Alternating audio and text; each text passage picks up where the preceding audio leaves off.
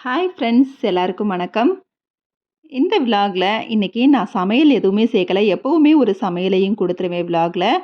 இன்னைக்கு வீடு எப்பவும் எப்படி சுத்தமாக வச்சுருக்கணும் அப்படிங்கிற மாதிரி விஷயத்தை மட்டும் ஷேர் பண்ணியிருக்கிறேன். கண்டிப்பாக இந்த வீடியோ உங்களுக்கு பிடிச்சிருக்கும்னு நினைக்கிறேன். அதுக்கு முன்னாடி வீடியோ பார்த்துட்டு இருக்கவங்களுக்கும் என்னை இது வரைக்கும் சப்போர்ட் பண்ணவங்களுக்கும் ரொம்ப ரொம்ப நன்றி. கண்டிப்பாக விலாக் உங்களுக்கு பிடிச்சிருந்தா லைக் கொடுக்க மறந்துடாதீங்க. அதோட உங்கள் ஃப்ரெண்ட்ஸ் அண்ட் ஃபேமிலிக்கும் ஷேர் பண்ணுங்கள். மறக்காமல் நம்ம சேனலையும் சப்ஸ்கிரைப் பண்ணுங்கள். ஃபர்ஸ்ட் ஆஃப் ஆல் வீடு எப்பவும் வாசனையா இருக்கணும்னா, நம்ம இந்த மாதிரி அங்கங்க வீட்ல சாம்பிராணி தூபத்த ஏத்தி விட்டுட்டோம்னா, செம்ம வாசனையா இருக்கும். அதோட ஒரு ஸ்ப்ரே பாட்டில்ல நல்லா பச்சை கற்பூரத்த நல்லா நுணுக்கி போட்டு, அதோட கம்ஃபர்ட்டையும் சேர்த்து தண்ணி ஊத்தி நல்லா ஷேக் பண்ணி வச்சு, அப்பப்ப கர்டைன்ஸ், மேட்டு, அப்புறம் பில்லோ, சோஃபா பில்லோ இந்த மாதிரில ஸ்ப்ரே பண்ணி விட்டோம்னா, எப்பவுமே ரொம்ப ரொம்ப வாசனையா இருக்கும் வீடு.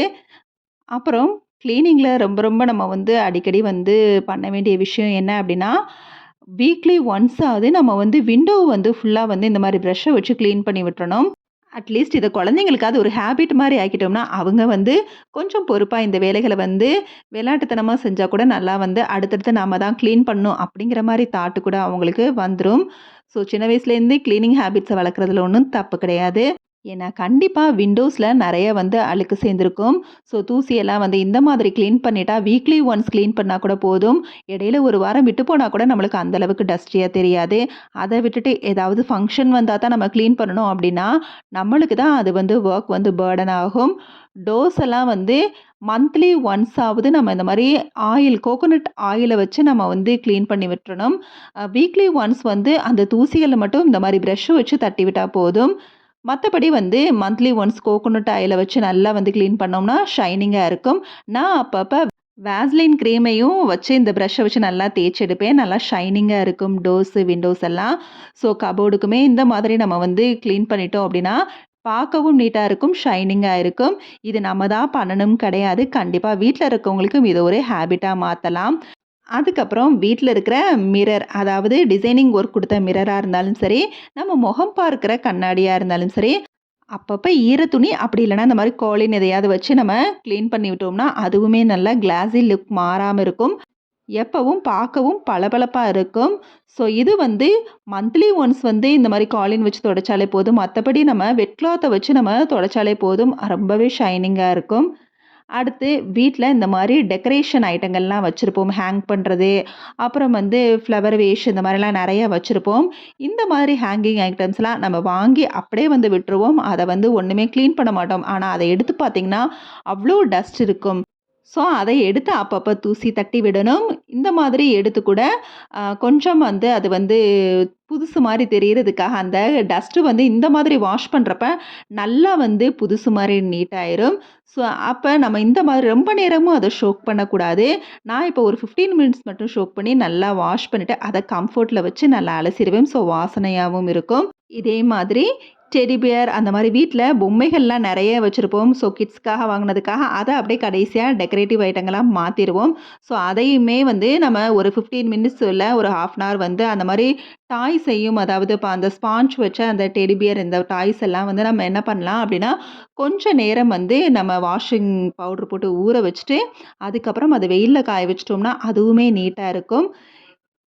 இதெல்லாம் நம்ம வாஷ் பண்ண உடனே அப்படி அப்படியே ஸ்டோர் பண்ணக்கூடாது. கொஞ்ச நேரம் நல்லா இத காய வச்சுட்டு, அதுக்கப்புறம் நம்ம அந்தந்த பாட்ல செட் பண்ணிரலாம். பாட்டையுமே நல்லா வாஷ் பண்ணி காய வச்சுரணும். நான் அடிக்கடி அதாவது 2 மந்த்ஸ் ஒன்ஸ் இந்த மாதிரி கிளீன் பண்ணுவேன். மத்தபடி எல்லாம் வீக்லி ஒன்ஸ் நல்லா அந்த தூசி தட்டி விட்டு, மந்த்லி ஒன்ஸ் இந்த மாரி அலசி கொஞ்ச நேரம் காய வச்சு, அதுக்கப்புறம் அந்தந்த பிளேஸ்ல அத செட் பண்ணிருவேன். அப்புறம் நம்ம இன்னொரு முக்கியமான விஷயம் என்னன்னா, எடுத்த பொருள எடுத்த இடத்திலேயே வைக்கிறது. எந்த பொருள எங்க எடுத்தோமோ, அந்த இடத்துல அத வச்சுட்டோம்னாலே, வீடு கச்சாமுச்சான்னு இருக்காது, கிளீனா இருக்கும். ஆர்கனைஸ் பண்றது கூட ஏதாவது பாக்ஸு அப்படி இல்லன்னா, இந்த மாரி பேப்பர் பேக் எல்லாம் கிடைச்சா, இத கீழ போடாம, இந்த மாரி ஆர்கனைசிங் திங்ஸ் வைக்கிறதுக்காக வச்சுட்டோம் அப்படின்னா, அந்த பொருள் கிளம்ப்சியா இருக்காம, இந்த பொருள் இந்த பாக்ஸ்ல இருக்குது அப்படிங்கிற மாரி ஐடென்டிஃபை பண்ணி வச்சிரலாம். அடுத்ததா குழந்தைங்களோட டாய்ஸு. எனக்கு இந்த மாதிரி இடம் இருக்கிறதுனால, நான் இதில எல்லா டாய்ஸையும் செட் பண்ணி வச்சுட்டேன். ஸோ இது ஃபுல்லாமே ஸ்போர்ட்ஸ் கூட்ஸ் தான். இதை தவிர்த்து இருக்கிறதெல்லாம் ஒரு பாக்ஸில் போட்டு கபோர்டில் ஸ்டோர் பண்ணி வச்சுருக்கிறேன். ஸோ இந்த மாதிரி குழந்தைங்களோட டாய்ஸை எடுத்து வச்சிட்டாலே வீடு ரொம்பவே வந்து கச்சமுச்சன்னு இருக்காது. ஸோ அதை வந்து அந்தந்த பிளேஸில் விளையாண்டுட்டு நீ அதே இடத்துல வந்து செட் பண்ணி வச்சிடணும் அப்படின்னு சொல்லி குழந்தைங்களுக்கு கொஞ்சம் கொஞ்சமாக பழகிட்டா விளையாண்டு முடிச்சதும் அந்த குழந்தைங்க அதே பிளேஸில் அதை செட் பண்ணிடும்.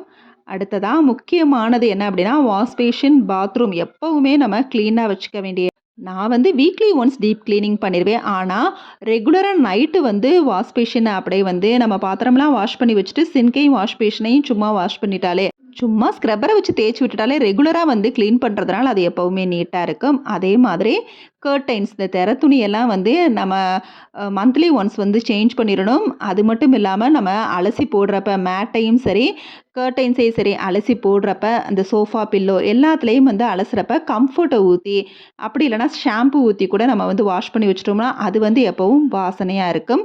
இதை தவிர்த்து நம்ம பெட் ஸ்ப்ரெட்டையும் வந்து கண்டிப்பாக வந்து 15 டேஸ் ஒன்ஸ் வந்து பெட் ஸ்ப்ரெட்டை மாற்றிடுங்க. பெட் ஸ்ப்ரெட்டையும் அலசி போடுறப்ப கம்ஃபர்ட்டை ஊற்றி தான் நான் அலசி போடுவேன்.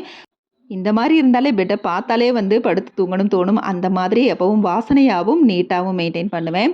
அதுக்காக ஃபஸ்ட்டு இருந்தே நான் இப்படி வந்து கரெக்டாக பர்ஃபெக்ட்லாம் கிடையாது. இது வந்து ரீசெண்டாக ஒரு 3 இயர்ஸாக தான் இந்த மாதிரி சூப்பராக வந்து ஓரளவு என்னால் முடிஞ்ச அளவுக்கு மெயின்டைன் பண்ணுறேன். அந்த விஷயங்களை தான் உங்கள்கிட்ட நான் வந்து ஷேர் பண்ணுறேன்.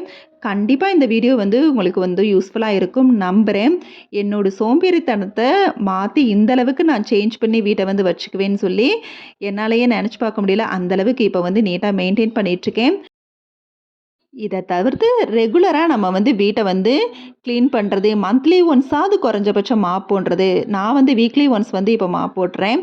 ஸோ மந்த்லி ஒன்ஸாவது மாப் போட்டோம் அப்படின்னா வீடு வந்து நீட்டாக மெயின்டைன் ஆகும். மாப் போடுறப்பையும் பச்சை கற்பூரம், கல்லுப்பு, கம்ஃபர்ட், லைசால் லிக்யூட் இந்த மாதிரி ஏதாவது போட்டு நம்ம வந்து இது பண்ணுறப்ப செம்ம வாசனையாக இருக்கும். அதோட ரெகுலராக சாம்பிராணி தூபம் மட்டும் ஏற்றி விட்டுருங்க. நீங்கள் விளக்கேற்றுற டைம் இல்லைனா கூட சாம்பிராணி தூபத்தை ஏற்றி வச்சு பாருங்கள். வீடு செம்ம வாசனையாகவும் எப்போவும் யார் வந்தாலும் அந்த பத்தி சாம்பிராணி வீடு எப்போவுமே மணக்கும் அப்படின்னு சொல்லுவாங்க பாருங்கள். அந்த மாதிரி இருக்கும். இதோட இந்த வீடியோ முடியுது. Okay bye. தேங்க்ஸ் ஃபார் வாட்சிங்.